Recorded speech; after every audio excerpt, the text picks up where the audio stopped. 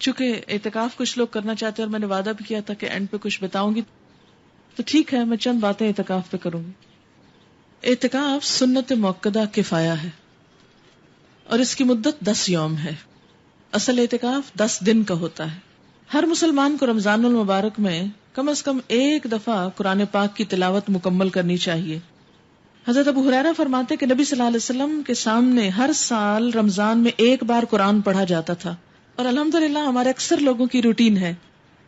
جس سال آپ نے وفات پائی اس سال آپ صلی اللہ علیہ وسلم کے سامنے 2 بار قرآن پاک ختم کیا گیا، جبریل علیہ السلام کے ساتھ دور کرتے تھے۔ اسی طرح ہر سال آپ 10 دن کا اعتکاف فرماتے، جس سال وفات ہوئی اس سال 20 یوم کا اعتکاف فرمایا، اسے بخاری نے روایت کیا ہے۔ اعتکاف کے لیے فجر کی نماز کے بعد اعتکاف کی جگہ پہ بیٹھنا مسنون ہے۔ حضرت عائشہ فرماتی ہیں کہ نبی صلی اللہ علیہ وسلم جب اعتکاف بیٹھنے کا ارادہ فرماتے تو فجر کی نماز پڑھ کر معتکف میں داخل ہوتے۔ اعتکاف کرنے والے کی بیوی ملاقات کے لیے آ سکتی ہے، یعنی مسجد میں اعتکاف ہوگا نا، اور اعتکاف کرنے والا بیوی کو گھر تک چھوڑنے کے لیے مسجد سے باہر آ سکتا ہے۔ حضرت صفیہ فرماتی ہے کہ میں نبی صلی اللہ علیہ وسلم کے پاس اعتکاف میں گئی، آپ اعتکاف میں تھے، رات کو وہ نبی صلی اللہ علیہ وسلم سے ملنے آئی اور باتیں کرتی، تو ضروری بات کی جا سکتی ہے۔ واپس جانے کے لیے اٹھی تو نبی صلی اللہ علیہ وسلم مجھے چھوڑنے کے لیے اٹھ کھڑے ہوئے، اسے بخاری اور مسلم نے روایت کیا، یعنی ضرورتاً اعتکاف کی جگہ چھوڑی جا سکتی ہے۔ مردوں کو اعتکاف مسجد ہی میں کرنا چاہیے۔ رمضان میں اعتکاف کے لیے روزہ رکھنا بھی ضروری ہے، جو لوگ روزہ نہ رکھے وہ اعتکاف نہیں کر سکتے۔ حالت اعتکاف میں بیمار پرسی کے لیے جانا، جنازے میں شریک ہونا، بیوی سے تعلق قائم کرنا، بشری تقاضوں کے بغیر اعتکاف کی جگہ سے باہر جانا منع ہے، یعنی کوئی انتہائی مجبوری کے بغیر اعتکاف کی جگہ سے باہر نہیں جانا چاہیے۔ حضرت عائشہ فرماتی ہے کہ اعتکاف کرنے والوں کے لیے یہ سنت ہے کہ وہ بیمار پرسی کو نہ جائیں، کسی مریض کے حال کو نہ جائیں، جنازے میں شریک نہ ہوں، بیوی کو نہ چھوئے، نہ اس سے مجامت کرے، اعتکاف کی جگہ سے ایسے ضروری کام یعنی قضائے حاجت، فرض، غسل وغیرہ کے بغیر نہ نکلے جس کے بغیر چارہ ہی نہ ہو۔ اعتکاف روزے کے ساتھ ہی ہوتا ہے اور بڑی مسجد میں ہوتا ہے، الا فی مسجد جامع مسجد میں ہوتا ہے۔ عورتیں بھی اعتکاف کر سکتی ہیں۔ حضرت عائشہ رضی اللہ تعالی عنہا فرماتی ہیں کہ نبی صلی اللہ علیہ وسلم رمضان المبارک کا آخری عشرہ 29 رمضان المبارک تک یعنی آخر تک اعتکاف فرماتے، آخری عشرہ یعنی پورا جو ہے، یہاں تک کہ آپ کی وفات ہو گئی۔ آپ کے بعد آپ کی ازواج مطہرات نے اعتکاف کیا۔ قرآن پاک میں یہ آتا ہے کہ وَأَنْتُمْ عَاكِفُونَ فِي الْمَسَاجِدِ، اس حکم پر بعض علماء یہ کہتے ہیں کہ عورت بھی مسجد ہی میں اعتکاف کرے، لیکن عورت کا گھر کا ایک خاص کونا جسے وہ اپنی مسجد بنا لے تو وہاں بھی اعتکاف ہو سکتا ہے۔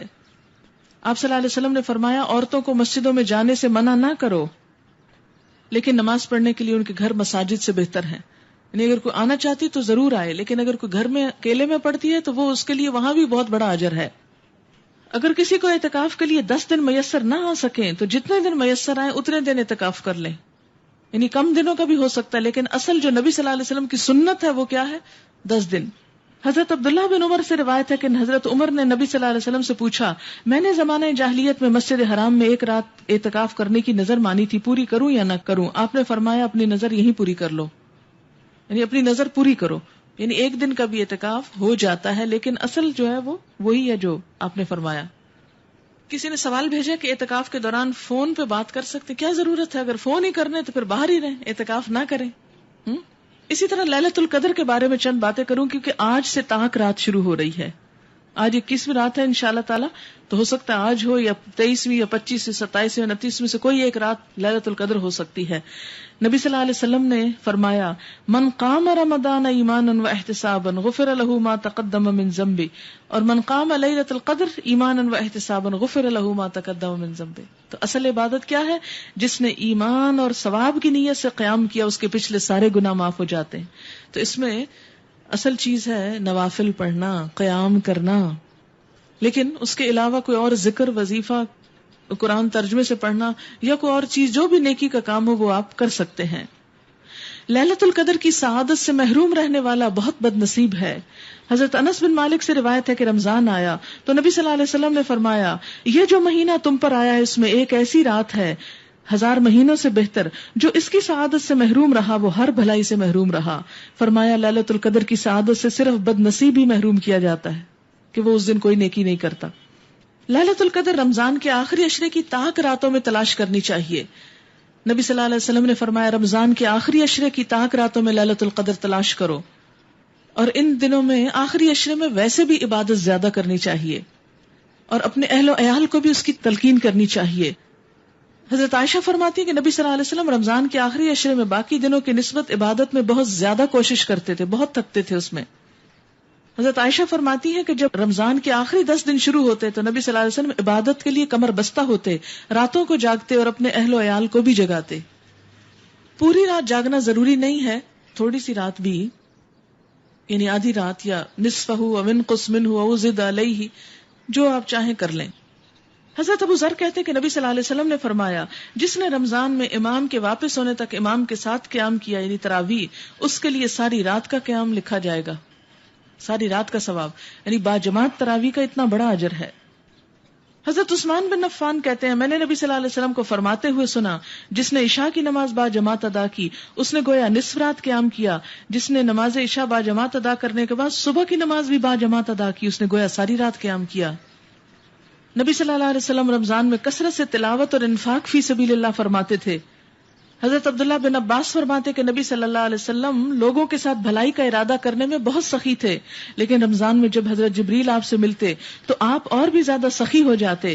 رمضان میں حضرت جبریل ہر رات آپ سے ملتے، نبی صلی اللہ علیہ وسلم رمضان گزرنے تک انہیں قرآن مجید سناتے. اسی لیے ہر حافظ کو چاہیے کہ وہ رمضان میں کسی نہ کسی کو ضرور سنائے. جب جبریل علیہ السلام آپ سے ملتے تو آپ کی سخاوت تیز ہواؤں سے بھی زیادہ بڑھ جاتی، کیونکہ اچھی کمپنی میں انسان کا نیکی کو زیادہ دل چاہتا ہے. اس لیے لیلۃ القدر میں یہ دعا پڑھنی چاہیے، اللہم انک عفو، پڑھیے ذرا، اللہم انک عفو تحب العفو فاعف عنی، اللہم انک عفو تحب العفو فاعف عنی. اگر سب گھر والوں کے لیے کہنا چاہیں تو فاعف عنا بھی کہہ سکتے ہیں. وآخر دعوانا ان الحمد للہ رب العالمین. سبحانک اللہم و بحمدک نشہد ان لا الہ الا انت نستغفرک و نتوب الیک.